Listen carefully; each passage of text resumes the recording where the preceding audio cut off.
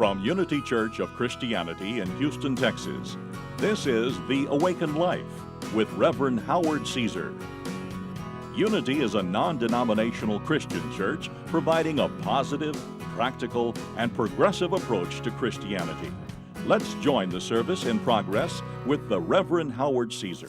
There was one that has been listed that I want to share with you, and I hope it never shows up this way in our bulletin.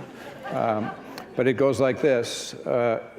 During the absence of our pastor, we enjoyed the rare privilege of hearing a good sermon when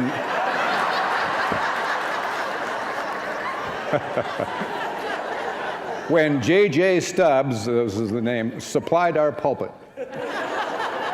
So I'm supplying it today, and I hope I do as well as J.J. did, whoever he was, in whatever church, in whatever part of the world. So here we are. We're on a Sunday morning, and our hearts are all beating, and our lungs are breathing in and out, and we are living life. And we are all enjoying this life. It's a precious life. It's a gift that has been given to all of us. And in living that life that we've been given, we live it in varied ways because really we're all different. We have different history, different past, different dynamics that going on inside of us, a different consciousness. And it may vary in the amount of peace or love or joy that is moving through us versus the amount of unhappiness or conflict or fear or worry or stress or disharmony that may be moving through us at times. And it varies for all of us, you know, and really the difference between these has to do with a number of things, really, but in its simplest form, one is to be spiritually awake, and the other is really to be spiritually sleepwalking through life. One is to be spiritually awake, more so, and the other is to be spiritually sleepwalking through life. One is to really connect with the Spirit, and the other is to feel disconnected with life or the Spirit that is within us. One is to know who we really are as a child of God and be identifying with the fact that indeed the Spirit of the living God dwells within us and connecting with that and knowing who we are. And the other one is to have forgotten what our connection is, who gave us life and our purpose for being here. And so we can forget and it can get blurred.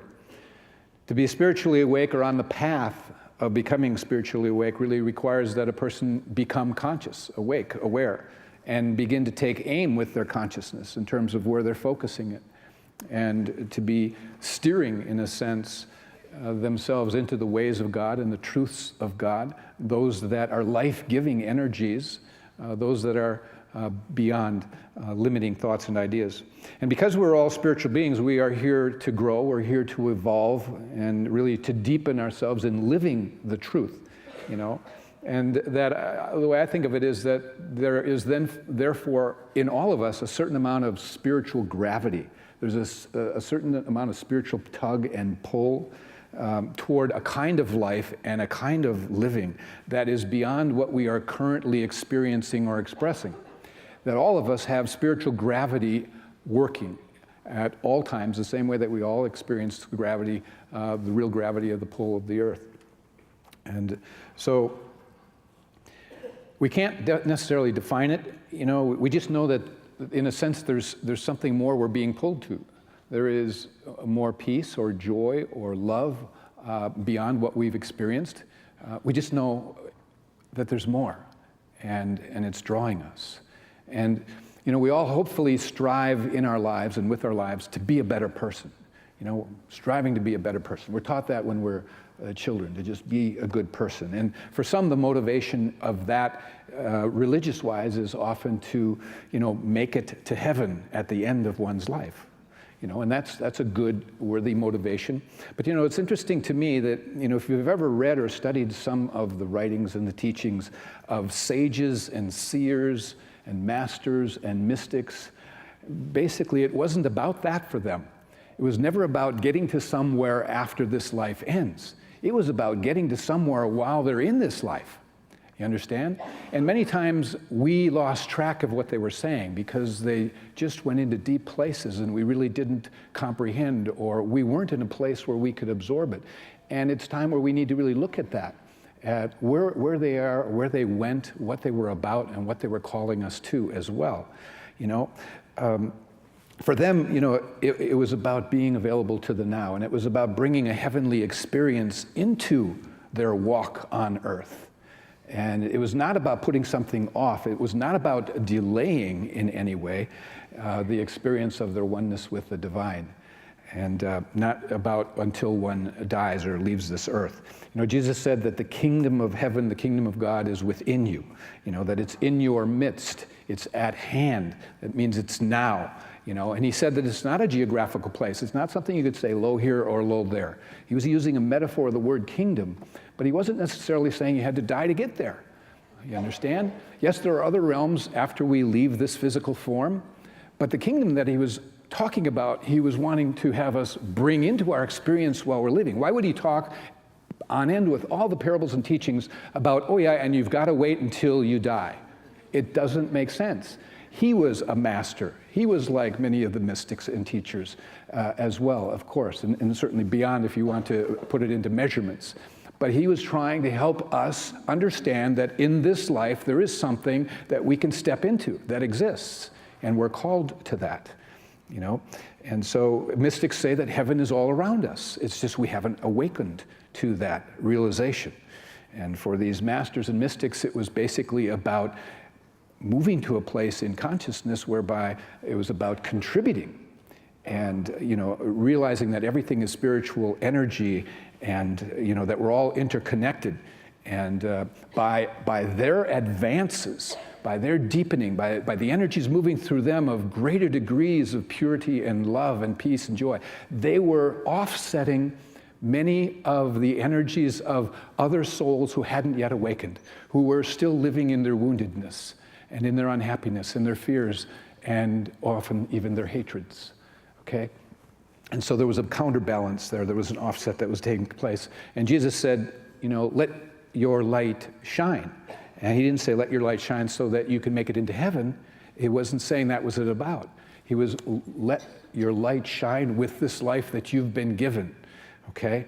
It's more about expressing this true light or true nature as a child of God so that it may influence your brothers and sisters around you, that by your awakening and being a light in the world, you help others remember who they are. Have you not met and been in the presence of another person and just get that, there's a part of me that's like that I've lost? Certain people can awaken us to a dimension that we either say, I want to have that, or we know it lives in us, but we haven't awakened it, you know? We know that it's there. And so Jesus didn't say, you know, that you were to have this light and then hide it. You know, he said, you are given this light, or you don't light a candle and it isn't hid under a bushel, that basically you've been given this light and it's put on a candlestick for all to see, for all to see. So there's that sense of contribution that is being made. Let your light shine and glorify the Father. And even, you know, many of the other religions talk about this light too. The Buddha, he was said to be quoted, make of yourselves a lamp. Make of yourselves a lamp. And so we are all called to be a light in this world. And, you know, many of us have a sense that we chose to be here and to be in this light. And many of us actually have the belief that we existed before we came into this life. Many don't want to admit it. They have to be careful who they say it to. But many a person does have that sense that they existed before they came into this physical form. And interestingly enough, over and over and over, Jesus told us that he was sent, you know, that he was sent here. And he said, my meat is to do the will of him who sent me and finish his work. And he said, my doctrine is not mine, but his that sent me. He said, I am not come of myself, but he that sent me. He that sent me is with me. He that believeth on me, believeth not on me, but on him who sent me. So the question arises for me, have you ever thought that you are here on this earth because God sent you. I mean, have you ever thought of it in terms of, okay, we may have said one time or another, I may have chose to be here if I believe that I pre-existed, but have you ever thought of it as the divine has sent you here? Meaning you have a mission, you have a purpose, you are being relied on to connect and to be and to express. It just gives it a new twist that is very sacred and holy. You and I have been sent here. I love that thought. And I believe we underestimate our power as shapers of this world. You know, we have to ask ourselves to what extent we are a conduit of the healing energies that the world so cries in need of. And I believe that we live in a field of possibilities, and what is possible for one life is possible for all lives. And so anyone who is awakened or is just a tremendous being of love and peace and joy and light, that whatever state or consciousness they have reached or attained is a possibility for all of us, because we all live in that same field of possibilities. And in this field of possibilities, I also believe that there is the healing of humanity, that exists. The same way that as any individual gets healed, gets awakened, and sees the world in a new way and shows up in a new way, that's possible for everyone. And that essentially it is possible in that field of possibilities for an enlightened society to emerge. And that happens because we are doing our part to be a light and a better conduit for the light to shine through us. We're saying yes at a deeper level. You know, we all have the seeds of God in us, and some of us have allowed them to lie dormant, but we can all help those seeds awaken and rise to the surface. And whatever are the wounds of individuals, or even groups of individuals who are wounded that come together and form groups of woundedness, and often are, you know, in the world, affecting us all, sometimes in what are very negative ways. And that we have all had our own personal individual wounds that we have had to resurrect our lives from. And so we know it's possible for us, and we know it's possible for humanity. And it's a vision to hold. You know, our light has to grow brighter. And, you know, in a very personal way, if we can get to the place where we say, you know, God sent me here.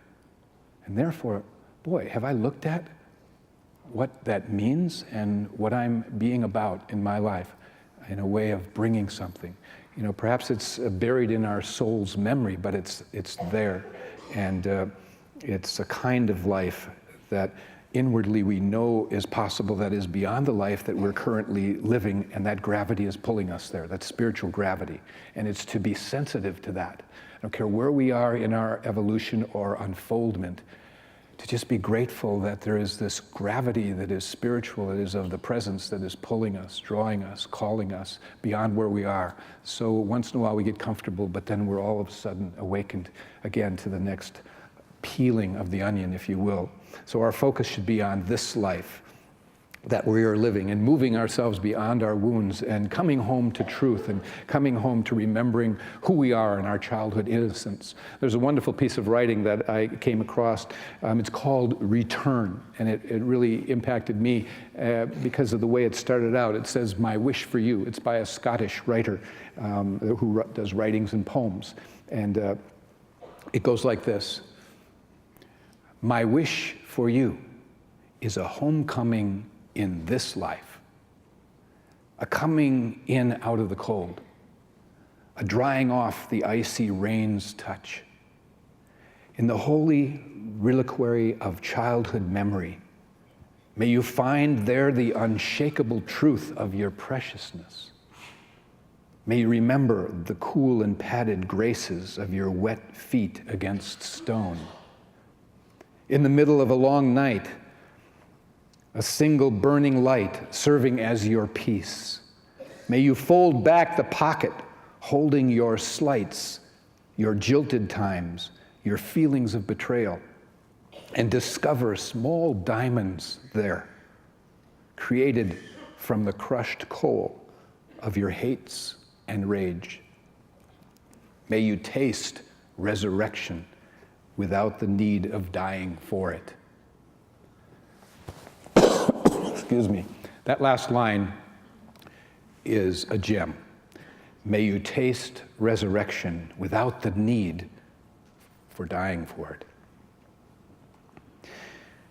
One of the ways that our soul, I think, tugs and pulls at us is something called longing. Longing. All people have longings. They have longings for something. And longing is a part of the process of life. It's something we have to follow, really, if we want to be led into our deeper life, is to look at those longings. It's so often mentioned by writers and poets and teachers and mystics and musicians, and they talk about the spirit of longing, the longing of the soul. And so what we long for actually can begin to speak volumes of who we are. If we look at what our longings are, it tells something about ourselves. It's insightful. It also can be a guide. You know, it calls us to a place where we put our attention onto things that are part of the fabric of life and discover more of who we are, this deeper life. And true longing is sort of anchored in our souls. Even the psalmist, if you read through the Psalms, there's many references to longing, longing, longing. And I'll read just a couple in Psalm 84. It says, my soul longs, even faints for the courts of the Lord. The courts, walking in through the courtyards is what they're talking about. My heart and my flesh cry out for the living God. Psalm 119, open my eyes that I may see wondrous things. I'm a stranger in the earth. Do not hide your commandments from me. My soul breaks with longing, wanting to be shown my way through this earth as a stranger. Psalm 107, oh, that men would give thanks to the Lord for his goodness and for his wonderful works to the children of men. For he satisfies the longing soul and fills the hungry soul with goodness. Satisfies the longing soul. We all have longings, and a lot of it, most of it all has to do with the pull of the spiritual gravity, wanting to have a connection with more of what God is, really, and what God wants to be in us. We just know that. You know, this longing idea, you can have things that you long to do with your life, and it's kind of embedded in you. There's a story about a Scottish guy named Fitzroy MacLean, and when he was a boy, he was taken to the ruins of a castle, and the castle had to do with somehow the ancestors of the MacLean family there in Scotland. And so even as a boy, he put his hand on his heart and his hand on an archway that had been crumbling from being in ruins. And he just declared in that moment that this would be his life's longing, his life's ambition would be to restore that castle as a family home and as a gathering place for all Scottish people. And so that was as a boy. And when he was 76 years old, he was able to finally begin the project, okay? And so at age 76, he still had that longing and took it on. And it took 24 years to complete, and he used up a lot of his fortune and money. And it reopened when he became 100 years old. Kept him alive, this longing in him. You know, it was like, you're not leaving this time around till you get this longing satisfied. The voice of longing. And the castle stands today as a testament to an action birthed by this spirit of longing. It was almost as if the ancestors beyond the veil of this life of form and the unformed were basically extending to him that message of this longing to fulfill this as one of his missions. You know, we all have longings, and you know, all through my life, I've had longings, and certain ones had led me to where I needed to go. If you stay with a longing, and you know that it's the divine that's calling you to something, you can keep asking. You can ask and want to listen and give it voice in you. And so, you know, when I was young, I always felt close to God. And I had a lot of questions, and then I was somehow through that longing to have those questions answered.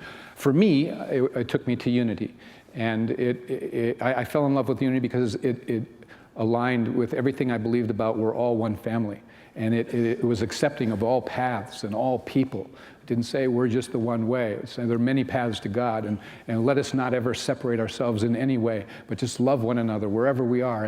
And that was what I always believed. And then from there, I was a young man, and I was longing for God to tell me what I was to do with my life. Longing. And I mean, I'd be on my knees at the end of the bed on occasion. What am I to do with my life?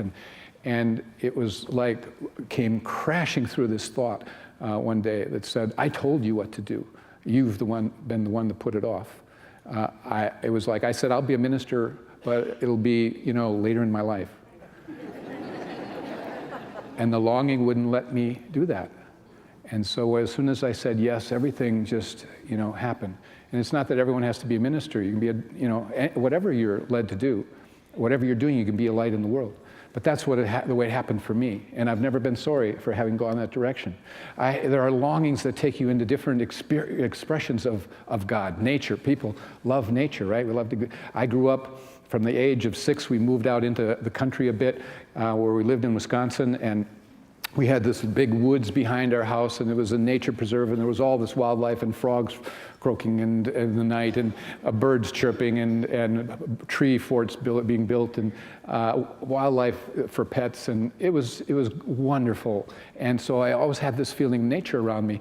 And so when I had my first ministry, I went to Olympia, Washington. Olympia, Washington had all these fir trees, and the road to the church dead-ended into a forest, and the church was in the middle of it. Beautiful fir trees, and it was undeveloped land all around us. Adjoining property is now more developed, but we created a nature path. I brought my lunch. I'd sit on a log and eat my lunch, and birds, coming in close and sitting, and deer walking.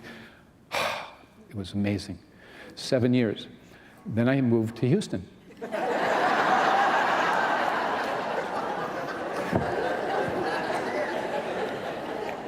And so I had a longing, a physiological longing for nature, and that pavement didn't do it for me. We had mountains in the Northwest there, and the closest thing to a mountain was an overpass. I literally, for 2 years, kept feeling, I'd be standing with somebody, and my body would want to take me to a group of trees or something. I swear, it was amazing. The pull in my being, that longing. And I would go have lunch at the Arboretum or at various parks, and finally I got over it. And I love Houston, but I'm just telling you that there are longings because God is in nature.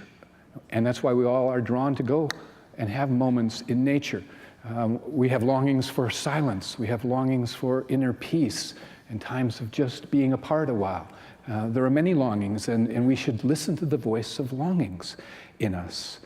Sometimes the thing that we long for feels like something that we lost or that was taken away from us. Or many times our soul longs for something as part of the process of healing that is going on in us or deepening. We may have a longing to heal certain relationships.